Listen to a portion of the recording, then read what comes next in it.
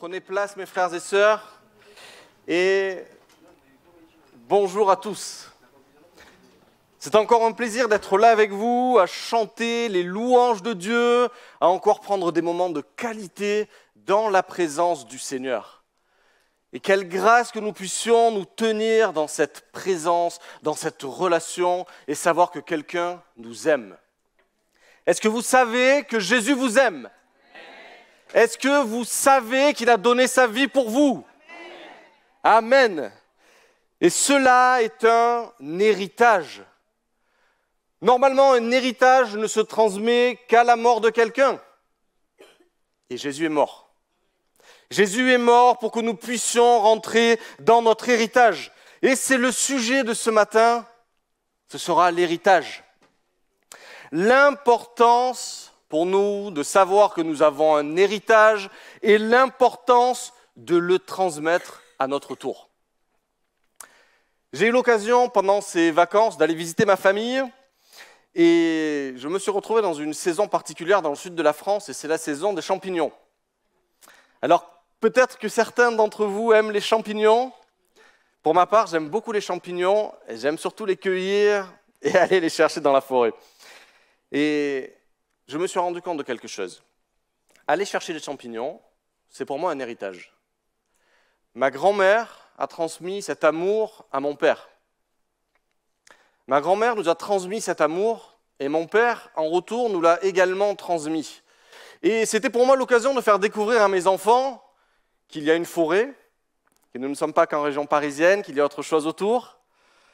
C'est également d'aller rechercher ensemble, de passer du temps, de passer des moments de partage, d'écoute et des moments de qualité. Et je me suis dit, waouh, quel héritage familial nous avons là. Et je présume que chacun d'entre vous a un héritage issu de sa famille. Un héritage, c'est la transmission d'un patrimoine ou d'un ensemble d'éléments transmis de génération en génération. Alors l'héritage peut être soit positif, on transmet des biens, on transmet de l'amour, on transmet peut-être la parole de Dieu, des temps de qualité avec nos enfants, avec nos frères, nos sœurs, nos parents, nos amis même. Ça peut être également quelque chose de social, des dons, des talents. Si nous regardons les grands sportifs, très souvent dans leur famille, leur père était sportif ou leur mère était sportif. Il leur a transmis cet héritage de l'amour du sport, de l'amour de se dépasser et l'amour d'aller avec les autres. Mais l'héritage peut être aussi négatif. On peut transmettre des mauvaises façons de fonctionner. Et d'ailleurs, c'est peut-être ce qu'on nous a transmis. Il peut également y avoir des blessures, un transfert de blessures, de souffrances, de génération en génération. Et là, l'héritage que nous avons n'est absolument pas le même. Mais heureusement que nous avons un héritage qui surpasse tout autre héritage. Et cet héritage-là, c'est un héritage spirituel. C'est un héritage qui ne s'acquiert pas tout seul. Est-ce que vous êtes motivé par transmettre l'héritage spirituel que vous avez ? Vous savez, dans la tradition juive, l'héritage est quelque chose de très important. Et quand on regarde l'histoire du peuple d'Israël, et qu'on le regarde depuis qu'on le connaît jusqu'à aujourd'hui, on peut voir qu'ils respectent les mêmes fêtes, ils respectent les mêmes shabbats, ils ont une organisation depuis la plus tendre enfance jusqu'à l'âge adulte où ils sont ensemble. Ils partagent des moments, ils se retrouvent autour d'une foi commune. Et je suis émerveillé de voir comment ces familles-là restent ensemble. Comment, autour de cette religion, elles arrivent à être fédérées, elles arrivent à partager, elles arrivent à apprendre ce que dit la parole de Dieu, l'Ancien Testament. Vous savez ce que j'aime particulièrement ? C'est voir des vies changer, des vies transformées, voir le Seigneur à l'œuvre. Et ça, c'est un héritage que nous avons. Et la grande question ce matin, c'est comment transmettons-nous notre héritage ? Il y a beaucoup d'analyses qui sont faites et on voit qu'en France, la religion chrétienne, petit à petit, s'amenuise. Il n'y a plus de transmission des parents vers les enfants. On laisse les enfants faire leur choix. Et notre société occidentale va dans cette direction. Nous sommes libres, nous pouvons faire nos choix. C'est à nos enfants de choisir quand ils seront adultes. En effet, le salut est propre à chacun. Et si nous n'acceptons pas Jésus dans notre vie comme notre sauveur et notre maître, eh bien, il n'y a pas de salut. Pour autant, nous avons un rôle à jouer en tant que transmetteurs de l'héritage que nous avons reçu. Nous avons reçu un héritage vivant, marqué dans notre cœur, qui a besoin d'aller vers les autres. Jésus est venu dans nos vies et il nous a transformés en profondeur. Il a marqué notre destin. Notre destin n'est plus soumis aux aléas de la vie, mais il est en Christ. Et ce matin, Christian nous le rappelait. Nous pouvons passer par des moments difficiles, mais nous avons un espoir, et cet espoir, c'est Jésus-Christ ressuscité, vivant, qui vit aujourd'hui dans nos vies. Imaginons que demain, nous devions partir avec le Seigneur, chacun d'entre nous. Et que les gens se retrouvent à nos funérailles, que dirait-il ? Dirait-il, ah, enfin, qu'est-ce qu'il était embêtant avec son discours moralisateur ? Qu'est-ce qu'il était embêtant avec sa rigidité, son non-compréhension de ce que je vivais ? Chacun aurait une anecdote à raconter. Mais il pourrait y avoir toute autre chose. Qu'est-ce qu'il était aimant ? Qu'est-ce qu'il aimait la parole de Dieu, jour après jour, il creusait chaque matin et son esprit était renouvelé et nous pouvions voir la vie dans sa vie. Aujourd'hui, je me dis que tous les matins, il priait pour moi et ça me faisait du bien. Tous les matins, je sentais la présence de Dieu et je recevais mon petit message, je pense à toi. Il était disponible, il était à l'écoute. Il était toujours à chercher la face de Dieu dans les situations difficiles. C'est ça que j'aimerais qu'on dise de moi si demain je devais partir. Avec le Seigneur, bien évidemment. Qu'en est-il de la transmission de notre héritage spirituel ou de celui de nos pères ? Nous avons accès à cet héritage, c'est celui que nous avons reçu de la part de Dieu. Et quelque chose va nous le rappeler. En 1 Pierre, au verset 3, il nous est dit « Béni soit le Dieu et Père de notre Seigneur Jésus-Christ, qui, selon son grand amour, nous a fait naître de nouveau par la résurrection de Jésus-Christ d'entre les morts, pour une espérance vivante, pour un héritage impérissable, sans souillure, inaltérable, qui vous est réservé dans les cieux, à vous qui êtes gardés par la puissance de Dieu, au moyen de la foi pour un salut prêt à être révélé dans les derniers temps. » Alors là, je suis désolé, mon cher Mathieu. Les coffres suisses sont les coffres les plus solides au monde, les plus imprenables. Mais si demain le déluge arrivait, ces coffres-là ne feraient pas long feu. Désolé pour les Suisses. La parole de Dieu nous dit que notre héritage nous est réservé dans les cieux. Et il est important de se rappeler cela. Ce n'est pas sur la terre qu'est notre héritage. Il ne peut donc pas être changé. Il ne peut pas être altéré. Et la puissance de Dieu vient nous rappeler dans notre cœur que cet héritage que nous avons, il est au ciel et il est pour chacun d'entre nous. Alors, pas de honte à avoir de l'héritage que nous avons.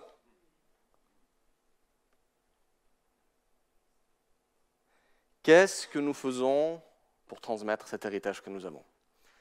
J'étais de mariage la semaine dernière et j'ai été frappé par la vie des gens avec qui j'étais. Frappé n'est pas forcément le bon terme. J'ai été attristé par des vies détruites, des vies brisées, des vies qui sont loin de la face de Dieu, où on cherche à combler nos manques affectifs dans l'alcool, dans la cigarette, dans les sorties. Et je me suis dit, quel est mon rôle en tant que chrétien au milieu de tout cela ? Qu'ai-je reçu ? Qu'est-ce que le Saint-Esprit a mis dans mon cœur ? Il a mis un héritage et une espérance puissante. Alors, que fais-je de la volonté de transmettre ce que j'ai reçu? Nous pouvons impacter les gens avec qui nous sommes. J'entends pas beaucoup d'amen. Nous pouvons impacter nos enfants. Nous pouvons impacter nos petits-enfants, nous pouvons impacter nos frères, nos sœurs, nos amis, simplement parce que nous savons que cet héritage est en nous. La réalité peut être tout autre. La vie parisienne est assez complexe et nous n'avons pas forcément le temps. Et quand il y a un besoin, eh bien, c'est difficile de le caser dans mon organisation, dans mon planning. On ne s'autorise pas à sortir de ce que nous connaissons, de ce que nous savons faire, de qui nous sommes. Des fois, nous ne pouvons ne pas nous sentir capables. Je ne suis pas capable, Seigneur, d'aller vers les personnes vers qui tu m'envoies parce que mon français n'est pas assez élaboré, parce que c'est difficile, parce que est-ce que je vais trouver les bons mots? C'est vrai. Et on peut se retrouver dans des situations comme celle-ci. Il n'y a pas si longtemps, je discutais avec une maman qui avait perdu sa fille. Une maman déjà de pas mal d'années, plusieurs décennies, et une fille, une quarantaine d'années, qui est décédée subitement. Et cette maman-là, d'une tristesse. Et d'un côté, elle disait aimer le Seigneur, et de l'autre côté, elle disait en vouloir aux gens qui lui disaient qu'en Dieu, elle pouvait trouver ce dont elle avait besoin. C'était facile de venir et de dire « Ne t'inquiète pas, le Seigneur va guérir ton cœur, va guérir ton corps, ton âme, et tout va s'arrêter comme ça. » Et cette maman-là, depuis déjà quelques années, a perdu sa fille, elle ne s'en remet toujours pas. Et elle vient à l'église en criant au Seigneur « Viens à mon aide ». Quel est notre héritage pour aider dans ce genre de situation? Notre présence, notre proximité avec le Seigneur, notre proximité avec les gens. La parole de Dieu est claire, nous devons transmettre sa parole. Et la Bible nous l'enseigne dès l'Ancien Testament. Dans Deutéronome 6, il nous est dit « Voici les commandements, les lois et les ordonnances que l'Éternel votre Dieu a commandé de vous enseigner, afin que vous les mettiez en pratique dans le pays que vous allez prendre en possession, afin que tu craignes l'Éternel ton Dieu en observant tous les jours de ta vie, toi, ton fils et les fils de tes fils, toutes les lois et les commandements que je te prescris, afin que tes jours soient prolongés. » Et c'est donc un enseignement biblique que de transmettre ce que nous avons reçu. Mais bien évidemment, pas n'importe comment.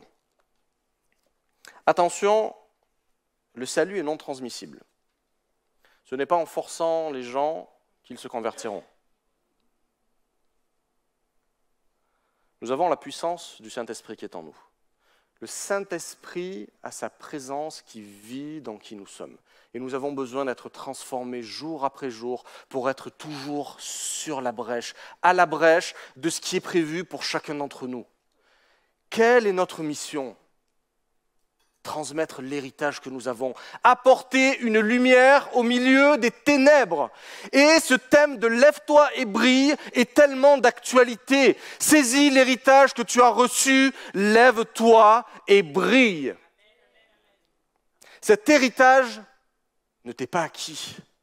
Cet héritage, c'est le Saint-Esprit qui est en toi et qui déborde et qui va te conduire.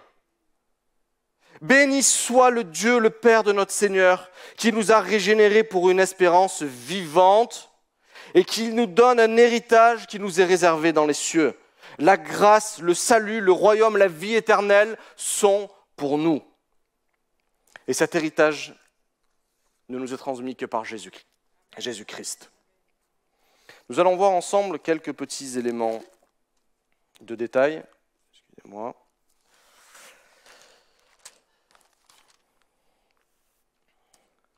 Comment transmettre notre héritage? Tite nous donne quelques éléments de réponse. Et donc, nous allons prendre ensemble Tite 2. Quant à toi, dis ce qui convient à l'enseignement saint.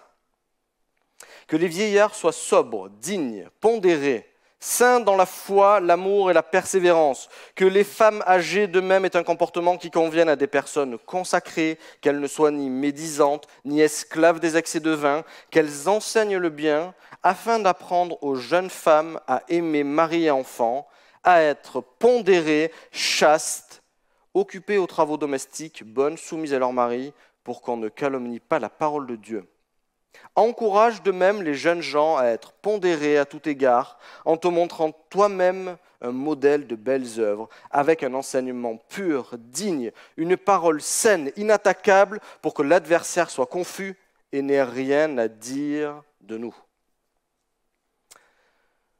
Au chapitre 3, il nous est dit, et au verset 3, « Nous aussi en effet, nous étions autrefois stupides, rebelles, égarés, esclaves de toutes sortes de désirs et de plaisirs. Nous vivions dans les malfaisances et dans l'envie. Nous étions odieux et nous nous détestions les uns les autres. Mais lorsque la bonté de Dieu, notre Sauveur, et son amour pour les humains se sont manifestés, non parce que nous aurions fait des œuvres de justice, mais en vertu de sa propre compassion, il nous a sauvés par le bain de la nouvelle naissance et du renouvellement procédant de l'Esprit Saint. Il l'a répandu sur nous largement par Jésus-Christ notre Sauveur, afin que, justifiés par sa grâce, nous devenions héritiers selon l'espérance de la vie éternelle. Cette parole est certaine et je souhaite que tu l'affirmes catégoriquement, afin que ceux qui ont placé leur foi en Dieu s'appliquent à exceller dans les belles œuvres. Voilà ce qui est beau et utile aux humains. Tite nous donne des éléments. Et dans la transmission que nous pouvons faire, comme nous l'avons dit, nous pouvons transmettre ce que nous avons reçu à beaucoup de gens, à notre famille proche, à nos enfants. Comment transmettre cet amour à nos enfants?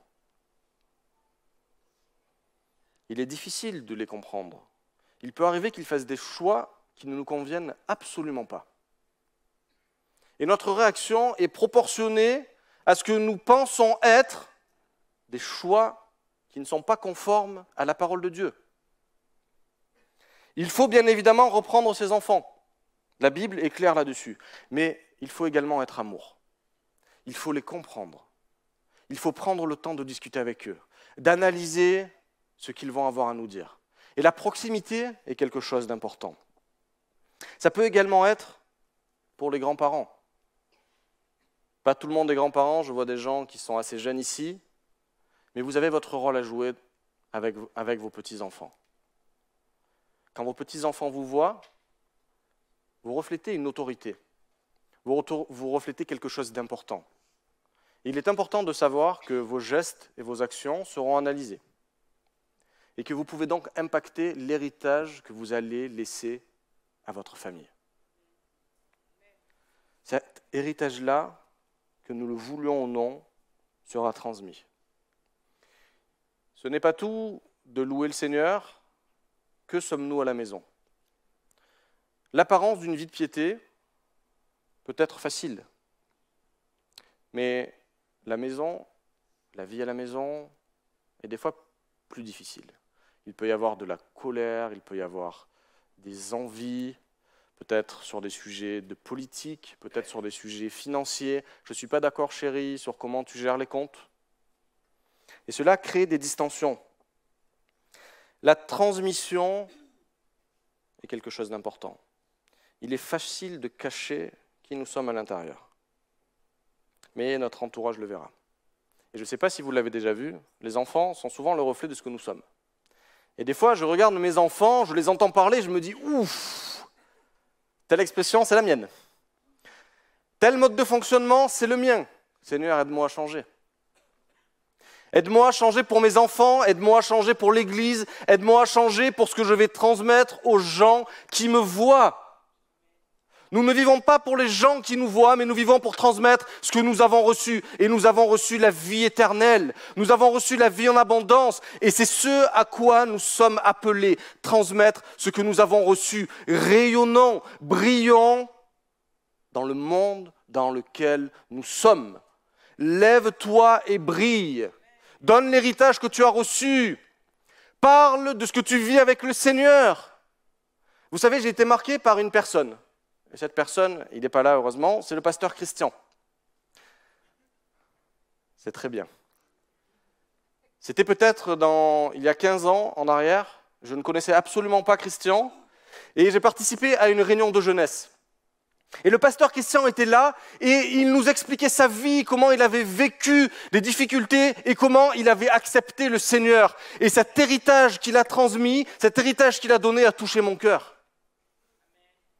Et je me suis dit, waouh, s'il a réussi à accepter le Seigneur dans la situation qu'il vivait, pourquoi est-ce qu'à mon tour, je ne peux pas rencontrer ce Seigneur qui change les vies?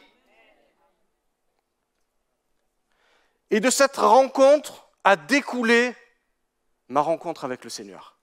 Ça a fait partie de mon cheminement, et je remercie Christian qui n'est pas là, que le Seigneur ait pu agir au travers de lui. Et le désir de mon cœur ce matin, c'est qu'au travers de vous, des âmes puissent être touchées. Des âmes puissent être sauvées. Simplement parce que vous aurez osé dire, j'ai quelqu'un qui a changé ma vie et j'ai envie de le partager avec toi. J'ai fait une expérience personnelle.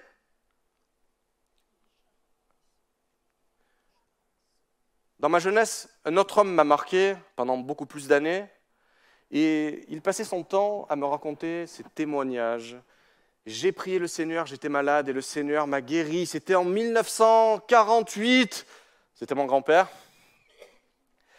J'ai prié le Seigneur dans telle situation pour du travail, je travaillais de façon illégale. J'ai prié le Seigneur m'a montré au travers d'un songe que je devais aller dire à mon patron que s'il ne m'embauchait pas, je partais.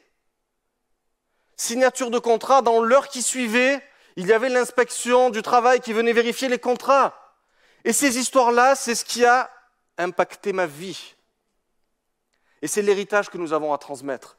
Est-ce que vos enfants connaissent votre témoignage? Est-ce que vos enfants connaissent ce que vous avez vécu?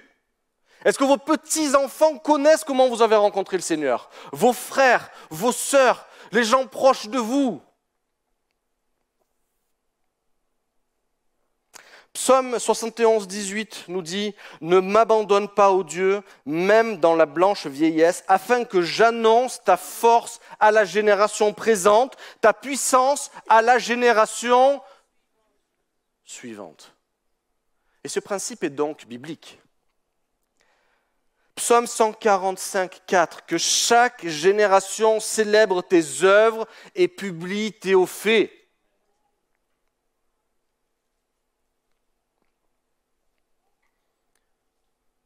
En Genèse 26, il nous est parlé d'une histoire de puits. Abraham avait fait une alliance avec le Seigneur. Et il avait établi plusieurs puits, et il venait chercher cette eau de vie, cette eau qui permettait à toute sa famille, qui permettait à tous ses animaux de pouvoir boire. Puis son fils arrive, et les puits ont été bouchés par les ennemis. Et donc, ce qui a été reçu par son père n'est plus. Et des fois, ça peut nous arriver dans notre vie. Nous avons reçu de Dieu quelque chose de particulier. Notre vie a été touchée, transformée. Et puis, le puits que nous avions, où nous allions chercher notre eau, de la terre a été mise dans ce puits. Et au fur et à mesure des temps, le puits n'a plus d'utilité. Et il n'apporte plus la vie autour de lui. Pas de fatalité. Jamais. Le Seigneur Dieu est présent et disponible pour chacun d'entre nous. Ces puits qui ont été bouchés ont été à nouveau ouverts et l'eau a à nouveau béni. Et c'est vraiment ce qui est sur mon cœur. Passe du temps avec ton entourage, avec ceux que tu aimes. Il est important d'avoir une proximité, de montrer que tu les aimes. Tu n'es peut-être pas d'accord avec ce qu'ils font, c'est une chose. Leur dire est une chose. Les aimer en est une autre. Sachons être des chrétiens mesurés, comme la Bible nous l'enseigne, équilibrés. Et pour cela, il y a quelque chose de simple. La Bible nous l'enseigne. Que les vieillards soient sobres. Alors tenez-vous bien, je ne veux vexer personne. À cette époque-là, vieillard, c'est à partir d'une 50aine d'années. Et donc, le pasteur Christian, qui va bientôt fêter ses 50 ans, ferait partie de ces vieillards. Et nous aurions encore plus de respect pour lui. Que les vieillards soient sobres, que nous soyons sobres. Il est important d'avoir un œil ouvert sur ce qui se passe autour de nous. Il faut éviter de laisser ses émotions s'envoler à cause de son travail, de ses finances, de la politique, de la guerre. Je ne suis pas d'accord avec ce que tu me dis sur la guerre en Israël. Je ne suis pas d'accord sur ce que tu me dis sur la guerre en Ukraine, sur la guerre dans des pays en Afrique. Je ne suis pas d'accord avec toi. On ne peut ne pas être d'accord, mais on peut s'aimer. Et c'est cela, être sobre. Il faut se montrer réfléchi et montrer que nous avons confiance dans la présence invisible de Dieu. Que reflétons-nous ? Reflétons-nous la présence de Dieu, ce caractère de Christ en nous, ou reflétons-nous ce que nous avons envie de refléter ? Notre ancienne nature. Nous allons voir après qu'il y a des moyens, et c'est des moyens très, très importants et que j'aime beaucoup. Il faut également être sensé, digne, vivre d'une manière cohérente. Il est important que les gens puissent voir que nous savons nous contrôler, que la puissance de l'Évangile agit en nous, que nous savons nous diriger sans faux semblant, sans avoir d'apparence de piété. Sobre, solide, digne, pondéré. Solide dans la foi et pondéré. Il nous faut avoir une connaissance saine et solide de ce que nous dit la parole de Dieu. Plus tu liras la parole, au plus tu sauras les caractéristiques à avoir pour ta vie. Les proverbes nous en apprennent beaucoup sur nous-mêmes. Tiens ta langue, ne va pas chercher querelle,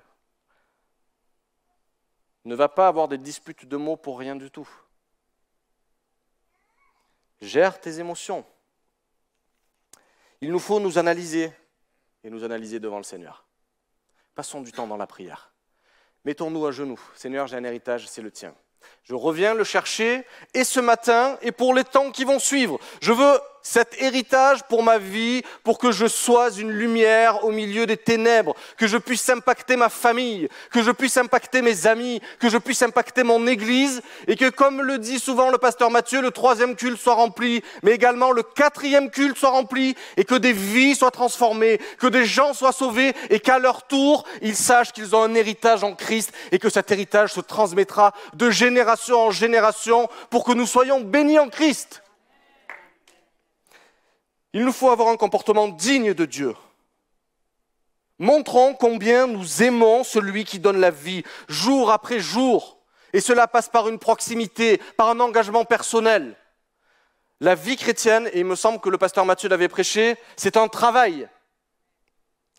Il faut travailler à notre foi. Quand vous signez un CDI, quand je signe un CDI, je viens travailler pour les choses pour lesquelles j'ai signé. Et quand j'accepte Jésus dans ma vie, c'est un travail quotidien. Ce n'est pas simplement j'accepte le Seigneur, je suis sauvé. Merci Seigneur, tu as fait preuve de grâce pour ma vie. Maintenant, tout est fini. C'est un travail et nous avons un héritage à transmettre. Il ne faut pas être médisant, on ne nuit à la réputation de personne, même si nous sommes en désaccord. Il est tellement facile quand nous sommes en désaccord de dire « il est nul, il n'a rien compris ». Elle est nulle, de toute façon, c'est toujours la même chose. Chaque fois qu'on a une idée, elle met son petit grain de sel et ça déraille. En plus, elle s'habille mal. Eh oui, parce que quand on est parti, souvent, on ne s'arrête plus. Et puis, on peut se sentir repris par le Seigneur. Arrête. Ce n'est pas à cela que je t'appelle. Et un comportement digne de Dieu, ne sois pas médisant. On ne nuit pas à la réputation de notre prochain, même si on est en désaccord avec lui. Éphésiens 4, 29 nous dit « Prononce uniquement quelques paroles qui servent à l'édification et communique une grâce à ceux qui l'entendent. » Apporte des paroles de bénédiction. Mais il y a des prérequis à tout cela. Le sujet, c'est de transmettre notre héritage. La prière est un acte primordial. Philippiens 4, 6 nous dit « Ne vous inquiétez de rien, mais faites connaître vos besoins à Dieu par des prières et des supplications avec action de grâce. » Éphésiens 6, 18 nous dit « Faites en tout temps par l'Esprit toutes sortes de prières et de supplications, veillez à cela avec une entière persévérance et priez pour tous les saints. » Vers quoi sont tournés nos regards? Vers un Dieu vivant, vers un Dieu en qui nous avons confiance, ou vers nos émotions? Seigneur, comment aller discuter avec les gens? Passe du temps dans la prière à genoux dans ta chambre. Comment aller rayonner dans ma famille? Prie pour eux. Une personne me disait, je sais que ma grand-mère prie pour moi. Je le sais parce que plusieurs fois dans ma vie, le Seigneur m'a sorti de beaucoup de situations difficiles. Et je sais très bien que quand ma grand-mère décédera, ce sera difficile pour moi. Eh bien, qu'attends-tu pour accepter le Seigneur dans ta vie et pour toi-même aller chercher ton héritage? La prière est importante, ne la négligeons surtout pas. La préparation est ce qu'il y a de plus important pour transmettre un héritage. On ne fait pas un travail sans préparation. Si nous voulons transmettre, il nous faut nous préparer à transmettre. Si nous voulons changer, ce ne sera pas par nos propres forces. Si nous voulons revêtir le caractère de Christ, allons chercher cela au pied de Christ lui-même. Pense fort à quelqu'un que tu aimes. Choisis la personne que tu veux. Quelqu'un qui n'est pas sauvé, souhaites-tu son salut? Moi je dis oui. Il ne faut pas attendre. Il y a une urgence particulière.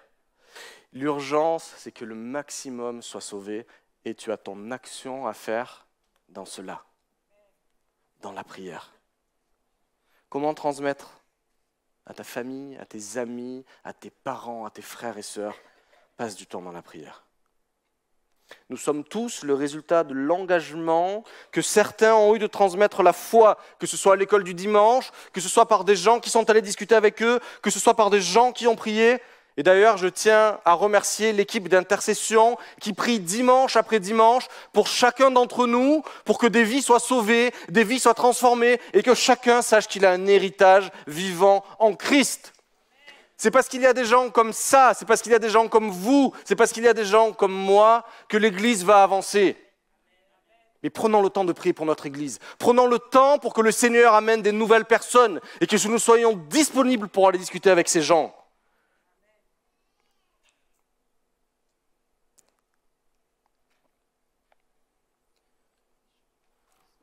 Est-ce que cela suffit de prier? Non. Il faut également lire la parole de Dieu. Il nous l'a laissé, sinon nous allons sombrer dans des choses un peu folles. Dans un pays, il n'y a pas si longtemps que ça, que je ne citerai pas, des gens ont reçu de Dieu d'arrêter de lire la parole et que Dieu se révélerait directement à eux.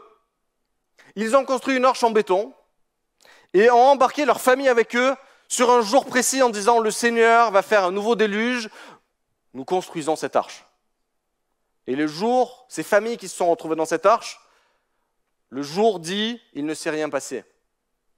Quel héritage ont-ils transmis à leurs enfants? Quel héritage ont-ils transmis à leurs voisins? Quel héritage ont-ils transmis à leur église? Comment connaître la volonté de Dieu? En lisant la parole. Amen. C'est là que nous pourrons trouver les sources de la vie. Le Saint-Esprit agira, mais c'est au travers de ce que le Seigneur nous a laissé que nous pourrons grandir. Et je souhaite ce matin vraiment de tout mon cœur que vous soyez appelés à grandir, à vous renouveler de matin en matin, de soir en soir, de grâce en grâce, de gloire en gloire, pour transmettre l'héritage que vous avez reçu, un héritage de vie. Proverbe 12:1 nous dit « Celui qui aime l'instruction aime la connaissance ». Creusons la parole de Dieu. La crainte du Seigneur, 14:27, est une source de vie pour s'écarter des pièges de la mort. Alors si ce matin tu te posais la question, comment est-ce que je peux m'éloigner des choses qui m'attirent et où je sais que je vais tomber? Eh bien, sache que la crainte du Seigneur est une source de vie pour s'écarter des pièges de la mort. Proverbe 20:1. Le vin est insolent. L'alcool est bruyant. Quiconque se laisse griser par eux ne deviendra pas sage. Il peut nous arriver, à diverses occasions, de se laisser griser par l'alcool. Veillons sur nous-mêmes. Préparons-nous. Que le Seigneur nous dirige. Que le Seigneur soit présent pour nous. Soyons de bons conseils également pour des gens avec qui nous vivons. Tu devrais faire attention. Est-ce que tu as envie d'aller plus loin que ce que tu fais là? Proverbe 21:9. Mieux vaut habiter à l'angle d'un toit de terrasse que de partager la maison d'une femme querelleuse. Et je rajouterai, fût-elle jolie.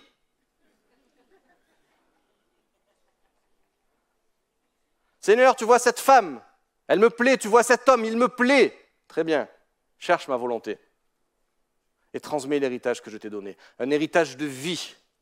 Tu veux une vie en abondance, tu veux une vie richement bénie, fais ma volonté.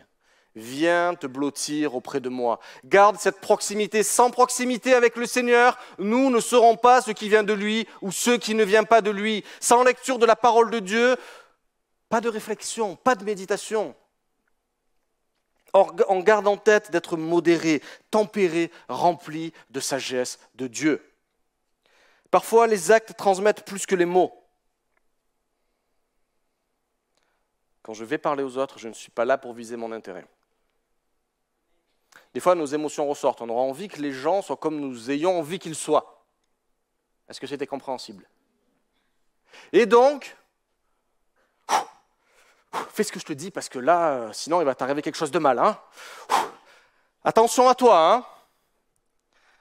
Cette attitude-là a plutôt tendance à rebuter les gens et à les éloigner de nous plutôt qu'à ce qu'ils puissent nous écouter. Avec amour, Seigneur, je vais me tenir devant toi, aide-moi à parler aux gens que j'aime. Peut-être que tu es dans une situation où tu as accepté le Seigneur dans ta vie et ton mari ou ta femme ne l'a pas accepté. Et c'est difficile pour toi de vivre dans une condition comme celle-ci. Mais tu as un héritage. Cet héritage, maintenant, tu le connais. Sache garder ton cœur plus que toute autre chose. Patiente. Et au moment voulu, le Seigneur agira. Également, un autre élément pour transmettre notre héritage, c'est d'avoir une croissance perpétuelle.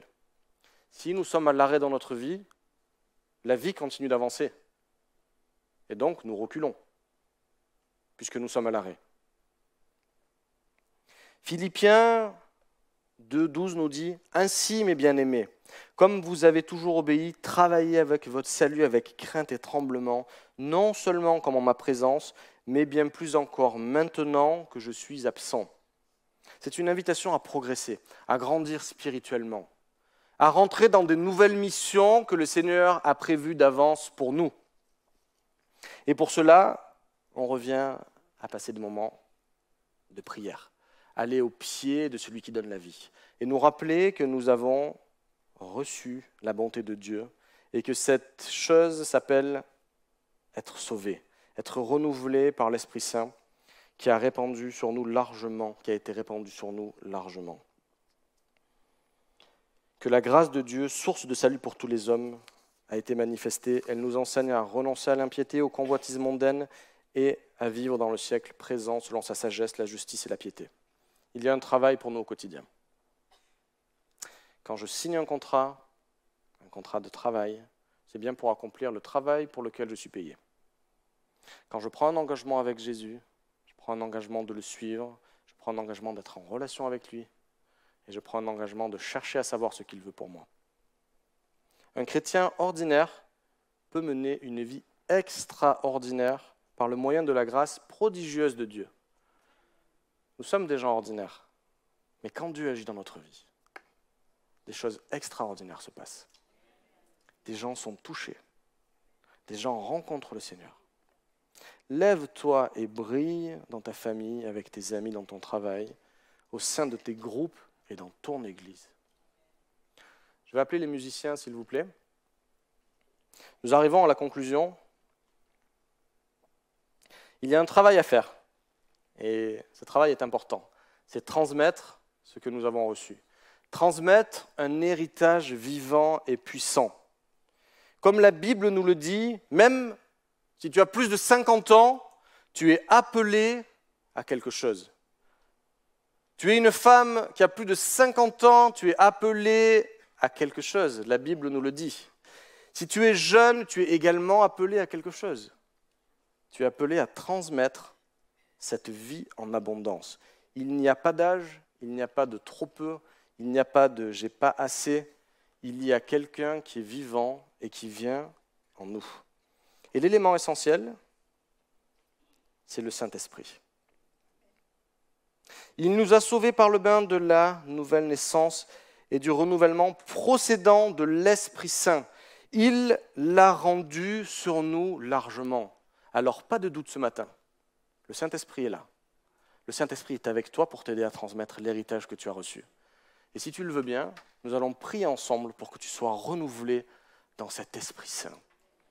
Et que maintenant tu saches quelle est la volonté du Seigneur dans ta vie et que tu puisses transmettre cet héritage. Que les gens sachent au travers de toi que la lumière existe. Lève-toi et brille.